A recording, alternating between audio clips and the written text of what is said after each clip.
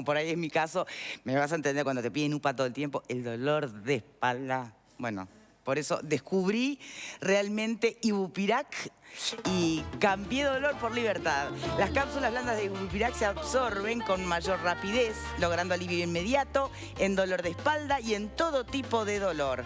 Ahora, el ibuprofeno es Ibupirac y alivio inmediato. Bien, hablando de cambiar dolor por libertad, no es una ecuación que sea siempre tan fácil de plantearse.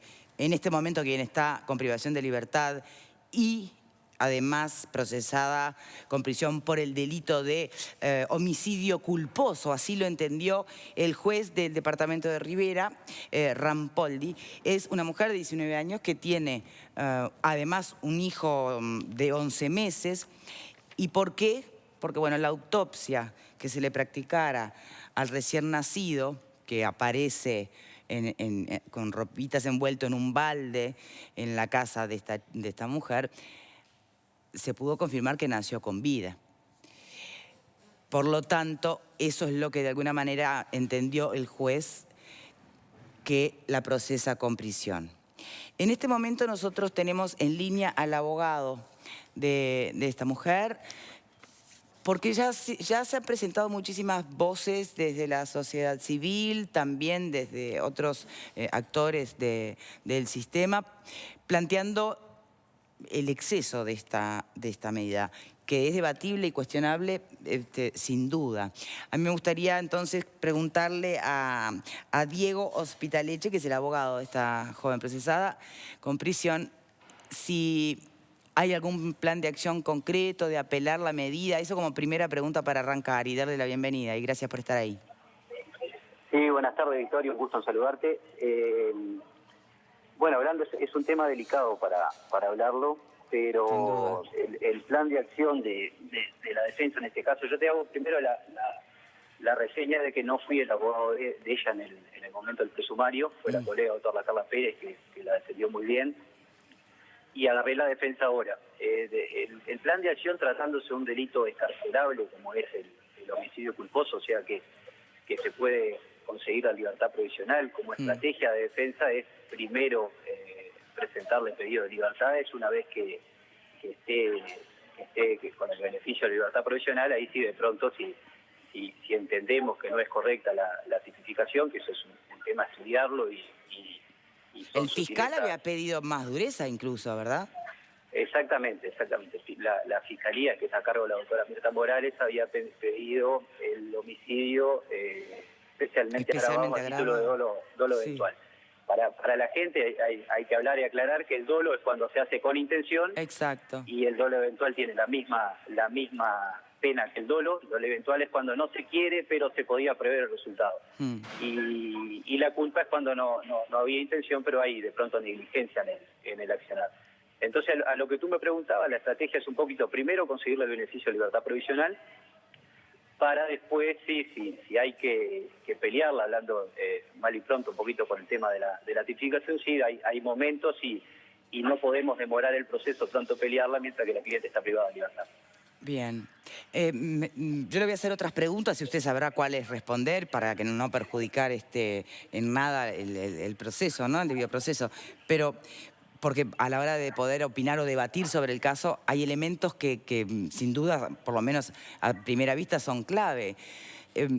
¿Tiene entorno familiar esta chica, esta joven? Sí, es una buena pregunta, Victoria, porque justamente acá, desde el momento que me contrata la familia, son familia de gente trabajadora, no está el interés de ellos. Hay una angustia y un dolor muy grande, primero porque son conscientes de lo que pasó y realmente es una familia común, trabajadora, que están viviendo con mucha angustia y con mucho dolor. Yo tengo más de 10 años de ejercicio y a veces te vienen a buscar familiares por una persona que está recluida y lo que les importa es la libertad de la persona y no les importa otra cosa. En este caso no, es totalmente lo contrario, hay una contención familiar muy grande, hay una... La familia no sabía, porque la joven dice no haber estado al tanto de que estaba embarazada, ¿no? ¿La familia tampoco notaba nada? No, no, la familia tampoco desconocía el hecho. Son casos que hay un informe, incluso un ginecólogo en el expediente, que son casos que se dan, a veces no, Sí, sí. no tienen, son asintomáticos, no hay síntomas del embarazo y es eso lo que ellos me dicen a mí, y el argumento que usan. Y te repito, hay mucha angustia, mucho dolor, cada vez que van al escritorio hay llantos y uno quiere un poco manejar esto Sí, con la mayor sensibilidad posible. con la mayor prudencia posible porque es un caso muy delicado. Estamos de acuerdo.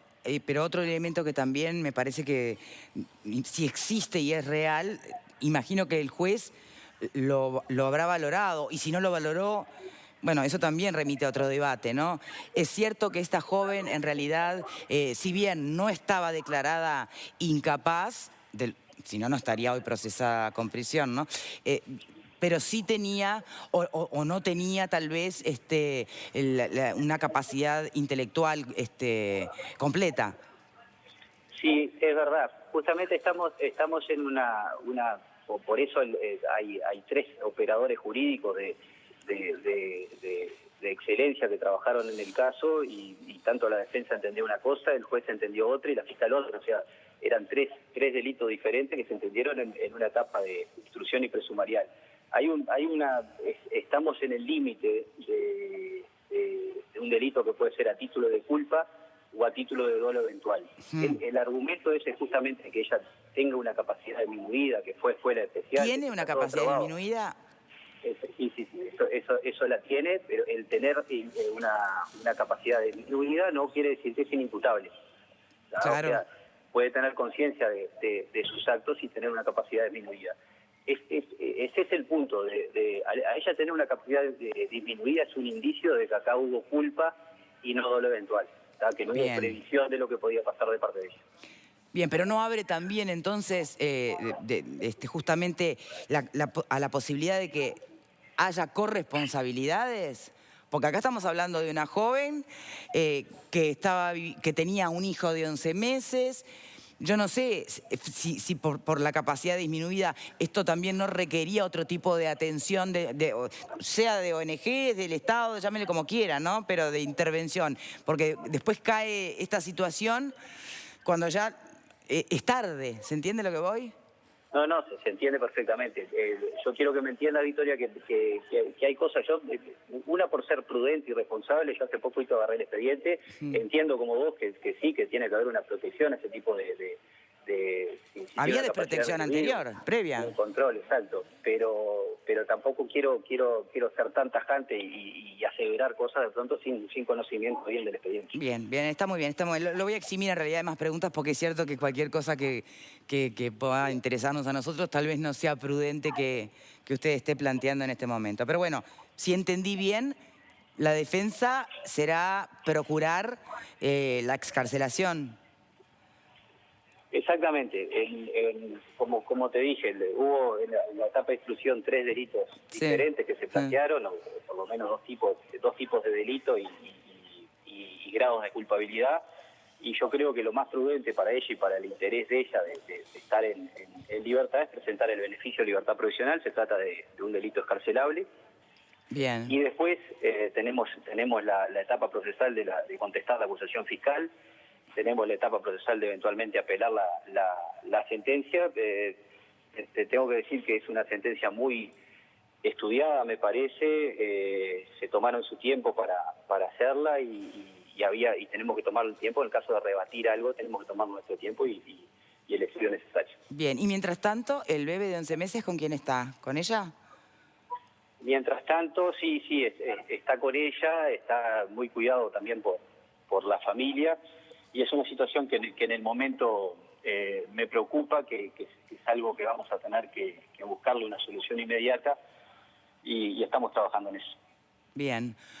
Cabe la posibilidad que si se lograra, ¿no? Otro tipo de medida que no fuera la privación de libertad, las famosas medidas alternativas, ¿no estaría bueno que también incluyeran, puesto que si hay comprobación, digamos, de que se trata de una mujer con sus capacidades disminuidas, con esa vulnerabilidad que remite también, obviamente, a lo social y a sus decisiones, las medidas alternativas, además del carácter punitivo, ¿no debieran incorporar también, subsanar esas vulnerabilidades y esas carencias? Exacto, Victoria, acá sinceramente, y es mi opinión y no es pasarle la mano a nadie, estamos con un juez muy técnico, una fiscal muy técnica, yo tengo tranquilidad en esa causa porque estamos, y cuando uno pida las libertades provisionales, uno va a pedir y va a proponer medidas alternativas que justamente para que no salga a la calle y que tenga un choque, proteger también a mi cliente en ese sentido, y sí, de pronto con una ONG que tenga un tratamiento, que tenga alguna que esté amparada también, y estoy muy tranquilo por eso, porque te repito, estoy muy tranquilo con el juez de la causa, con el fiscal, y entiendo que la libertad no va a ser solo libertad, sino que va a ser acompañado de medidas sustitutivas. Muchísimas gracias, abogado. A las órdenes. Bien. En piso nos está acompañando Bautista Duagón, también es abogado. Nos va a poder dar un marco más amplio de lo que puede el abogado de la familia defensor, lógicamente, ¿no? Por un tema de cuidado del debido proceso. Pero tenemos en este momento, además, en nuestro móvil, a la directora de MISU, del MIDES, de Mujer y Salud en Uruguay, Liliana Brasinskas. Está junto con Diego Travieso. ¿Cómo están los dos? Buenas tardes. Hola Victoria, ¿qué tal? Muy buenas tardes para todos. Bueno, y MISU ya tiene un comunicado hace unos días y fue realmente muy firme y tajante, ¿no? Quiere la libertad inmediata a esta joven, pero además en un momento en el párrafo se dice por ahí, Lilian, que se desnuda una vez más en una nula perspectiva de género que tiene la justicia uruguaya. Buenas tardes y bueno, te dejo hablando con Victoria, que ya estás escuchando la nota anterior.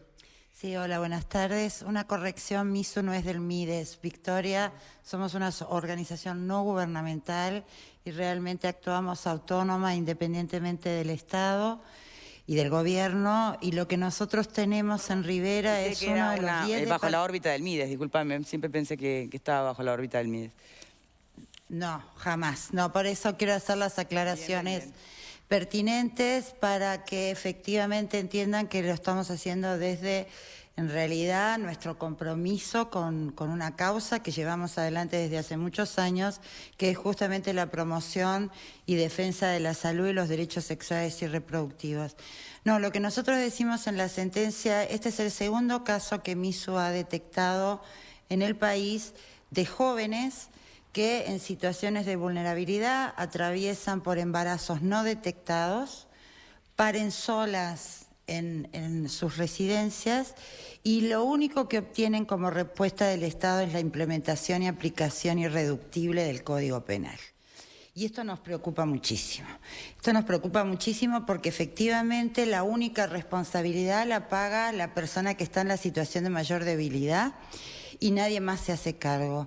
Nuestra pregunta es cómo puede ser que nunca, en el caso anterior, había tenido 3 visitas por lo menos a instituciones de salud y nunca se le detectó el embarazo. En este caso es una joven de 19 años que transcurrió por una cesárea hace 11 meses, que debería haber tenido contactos con los servicios de salud, donde nadie detectó una situación de embarazo en curso y donde realmente cuando sucede lo que sucede, también aparentemente hay irregularidades en el tratamiento que esta joven tuvo en el hospital público, en la emergencia donde fue atendida, donde se demoró 6 horas por lo menos en identificar que había pasado por un parto, teniendo todavía el cordón umbilical cortado, ¿no? O sea, que ella no había hecho la expulsión de placenta. Entonces, nuestra preocupación es, y les digo que en el caso anterior la joven ya tuvo que pagar su pena. Todavía estamos esperando la investigación administrativa y los resultados de la investigación administrativa del caso anterior. ¿Cuándo fue ese caso anterior? O sea, los tiempos... Eso fue hace 1 año y medio, ¿no? Casi 2 años. Entonces, a mí lo que me... Y esto sucedió en octubre del año pasado. Esa también es otra pregunta que te iba a hacer. ¿Por qué el reclamo aparece ahora, Liliana, y no aparece antes? Porque nos enteramos en marzo. ¿Sabés cómo me entero yo? Porque una persona llegada de uno de los docentes de la institución donde esta chiquilina estudia, avisaron a alguien para ver cómo se hacía porque estaban llevándose de la institución de salud encarcelada a esta joven. Esto fue el 9 de marzo. Y después nos enteramos por el fallo judicial cuando se hace público en la Suprema Corte. Entonces, ahí es donde nosotros decimos que entre octubre del año pasado y el fallo judicial, ¿quiénes intervinieron? Ya que no intervinieron antes durante toda la situación de embarazo no detectado, nadie intervino aparentemente en el control de una joven que había pasado por una cesárea y que debería tener controles incluso a su bebé. Nadie intervino, ni nadie supo, ni nadie denunció, ni ninguna autoridad sanitaria estaba enterada de que esto había pasado en Rivera. ¿Qué atención se le dio a esta joven luego de sucedido este hecho? Hay una suerte de omisiones. Sí, ahí va. Te iba a preguntar en concreto, ¿no? Citas Ministerio de Salud Pública, citas Mides. ¿Qué otras responsabilidades? Sí, Instituto Nacional de las Mujeres. O sea, todas las instituciones del Estado que deben velar realmente por garantizar a las mujeres y particularmente a las jóvenes, ¿no? La protección, el acompañamiento, el apoyo que se requiere por lo menos en este campo de la salud y los derechos sexuales y reproductivos, donde además deben funcionar servicios de salud sexual y reproductiva de promoción y prevención. Es una prioridad y objetivo sanitario para estos 5 años, justamente el embarazo en adolescentes y jóvenes. O sea, está muy lindo todo en el discurso, en la proyección y en los programas, pero después cuando tenés los hechos concretos, lo que realmente constatás es una falta de respuesta adecuada y la única intervención del Estado es la judicialización de los casos y una intervención con una no empatía de las situaciones desde el Poder Judicial. No se ha tenido en cuenta ningún atenuante, no se le cree a la joven,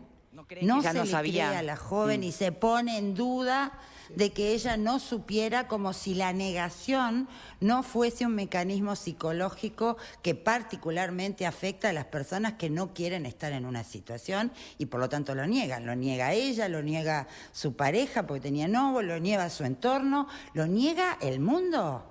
Esta chiquilina va a estudiar, o sea, nadie lo detectó, nadie intervino y solo paga el precio ella, ¿no? Esto es lo que nos parece inadmisible, inaceptable y no creemos que con esta intervención ni se trate de reparar, ni se trate de apoyar, sino solamente de condenar. Ojalá que, como escuché al abogado de defensa, se logre la libertad provisional, pero por otro lado, no es este el único caso, tenemos todo un tema hoy que realmente nos explota en la cara y es el encarcelamiento de mujeres. Y cómo estamos tratando a las mujeres, en lugar de defenderlas, las condenamos, ¿no? Lilian, desde la perspectiva de la ausencia de mirada o de observación o de contención de la experiencia vital de esta chica como de otras por parte del Estado, e incluso citaste ONGs, ¿no?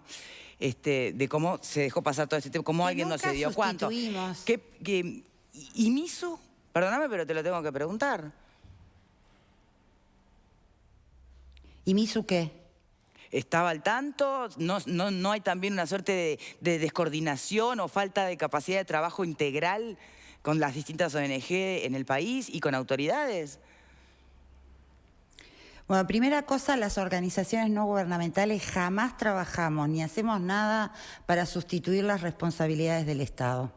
Todo lo contrario, lo que hemos trabajado por más de 30 años es para impulsar políticas públicas de carácter universal, acordes a las responsabilidades que el Estado uruguayo ha asumido, tanto a nivel de la normativa nacional como de los compromisos y tratados internacionales.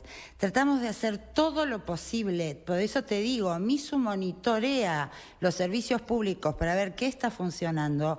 Lo primero que hicimos con los resultados de esos estudios fue reunirnos con autoridades departamentales de Rivera para identificar los problemas, tratar de buscar acuerdos, soluciones, complementariedad. Esto pasó hace un año. Asumieron una serie de acuerdos de promoción y prevención que no han funcionado. Ahora, sabido no implementar, confundamos los roles, ¿eh? No confundamos los roles. Acá las responsabilidades es el Estado uruguayo que debe garantizar las prestaciones. No, está clarísimo, lo que pasa es que como tú cuestionabas a las organizaciones sociales del departamento por haber estado omisas también de alguna manera en la atención, por eso lo preguntaba. No, yo no cuestioné, no. No, y nunca cuestionamos a las organizaciones sociales del departamento. No, es muy preciso el comunicado de prensa de MISU justamente en identificar las responsabilidades de las instituciones estatales y particularmente la preocupación en la falta de formación de los operadores jurídicos que a nivel territorial parecen intervenir más desde su sistema de valores que desde el conocimiento de las normativas y compromisos legales que el Uruguay tiene, tanto a nivel nacional como en convenios y tratados internacionales. No, nosotros en realidad te digo, nos terminamos enterando de las cosas porque las organizaciones sociales tenemos una red donde automáticamente cada vez que alguien se entera trata de avisar a otro para efectivamente tratar de que esto sea asumido y abordado por las instituciones. De lo contrario, esto moriría, vaya a saber cómo. Y por suerte tenemos medios de prensa que tratan cada vez más de encarar el abordaje de estos temas, no desde el lado morboso del detalle o el enjuiciamiento, sino desde justamente el absurdo o la distancia que hay entre los compromisos y la norma escrita y la realidad concreta en cómo los servicios se acercan y responden o no a los requerimientos y necesidades específicos. Una de las cosas que sí nosotros estamos detectando con lo que sucedió en Mercedes, que también lo abordamos este año, y con lo que está sucediendo en Rivera, es que, oh casualidad, en Rivera hay 12 ginecólogos. De esos 12 ginecólogos, solo 2 están disponibles para cumplir con los servicios de interrupción voluntaria del embarazo. El resto o ha objetado conciencia o no presta la atención. Y de esos 2 ginecólogos disponibles, solo uno hasta el 2015 brindaba el servicio tanto para las instituciones públicas como privadas del departamento, solo en la capital de Rivera. Y de todas maneras, eso es para que lo escuche el Ministerio de Salud Pública, porque en realidad es quien tiene que garantizar. El sistema de salud tiene que garantizar que aparezca algún médico que no ponga objeción de conciencia, ¿no? Más que contra el médico, ¿no? Exactamente, acá y además lo que estamos viendo como hipótesis es que cuando hay este alto porcentaje de profesionales de la medicina objetores de conciencia es porque también hay un clima en la localidad altamente conservador, altamente sancionador hacia las prácticas y decisiones y conductas reproductivas y que sojuzga, prejuzga y de alguna manera enjuicia a las personas de acuerdo a sus decisiones, y que en este clima es mucho más difícil que una joven que además está en situación de vulnerabilidad recurra a los servicios en tiempo y forma. Si uno lee el fallo va a encontrar en varios de sus momentos que ella dice que no quería ir al servicio porque tenía miedo de que se rieran, porque tenían miedo de que las cuestionaran, que tenían miedo que las rezongaran.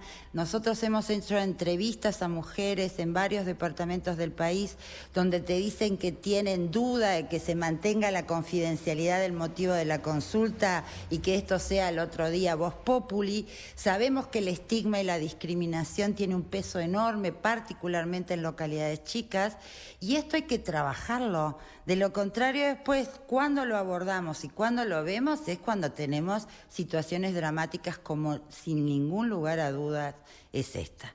Nuestro cuestionamiento como MISU, como organización, formando parte de un amplio margen de organizaciones con la idea de que efectivamente los derechos sexuales y reproductivos en este país no solo sean texto muerto, sino realmente concreción en la vida de las personas, es no nos quedemos tranquilos y que nadie se sienta como que todo está arreglado porque encarcelamos a una joven, ¿no? Sin que nadie se haga cargo de las responsabilidades previas, que nadie contribuyó a que esto tuviera un destino distinto, ¿no? Un desenlace diferente.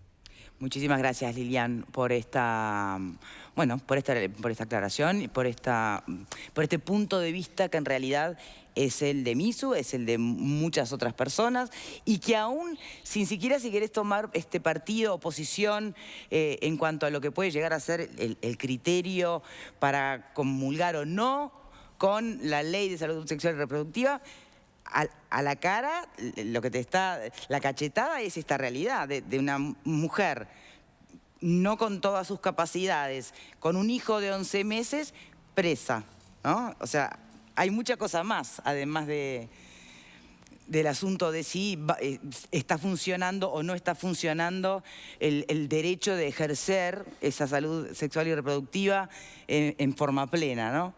Lilian, muchísimas gracias por este rato. No, gracias a ustedes. Gracias, Diego. Adelante, Victoria, gracias a ustedes. Se han dicho muchas cosas, Lilian toca con muchísima claridad muchos aspectos. Antes de la pausa me gustaría preguntarle uno en concreto al abogado. ¿Está previsto en el derecho que circunstancias como capacidad disminuida, vulnerabilidad social, aunque no, lo de la capacidad disminuida, aun cuando no sos incapaz, aun cuando no sos inimputable, de alguna manera no genera contemplaciones especiales en el derecho? O a menos que seas incapaz, todos efectivamente somos iguales ante la ley. ¿Le respondo ahora o después de la pausa? No, ahora. Bien, en el caso puntual, ¿verdad? La hoy procesada tuvo la asistencia previa de psicólogos y psiquiatras para determinar si ella era, hablando en términos vulgares, si ella podía entender lo que hacía, si era imputable o era inimputable. Por lo tanto, entendieron que era imputable, primer punto. Sin perjuicio de ello, el informe psicológico hablan de una adolescente, de una joven recién adulta, dice la psicóloga, con faltas de conocimiento e información en fenómenos orgánicos previos al parto, a pesar de que se ha tenido previamente un hijo.